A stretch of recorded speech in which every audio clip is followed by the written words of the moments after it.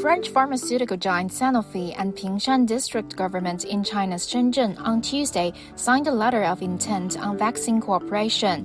The two sides agreed to accelerate the introduction of innovative vaccines to the Chinese market and promote innovative development of biopharmaceutical industry in the Guangdong, Hong Kong, Macau Greater Bay Area.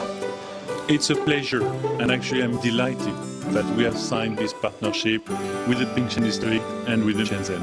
It's a very important partnership for us because Sanofi's growth in China, especially in vaccines, owes much to the strong investment of the Pingshan district and the Shenzhen in terms of building together the right economic environment in the region. This cannot be done without the right level of environment, and this environment, we have found it here, and we believe it's the right thing also for the economics of the region.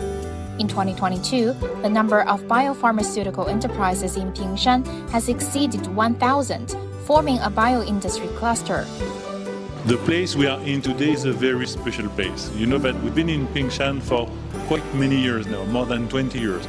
First with our manufacturing facilities, and now, as you can see, with the Vaccine Innovation Center. It's a very important opportunity for us. It's an opportunity for education, for medical discussion, to share what we are doing on the science and to share the public health benefits this science provides to the people in terms of vaccination benefits. So it's a unique location. It creates and fosters collaboration, exchanges, and we believe it is going to grow also economically the region as well as the wellness of people. Well, we can see over the past few years there has been significant investment to make sure that there is a growing biopharmaceutical and vaccine industry in the Greater Bay Area. I think it starts here in Pingshan and it's increasing overall in the GB area. I think the environment is proper. We invite more and more multinational companies to actually invest in the region, and we believe that we are seeing more and more partners.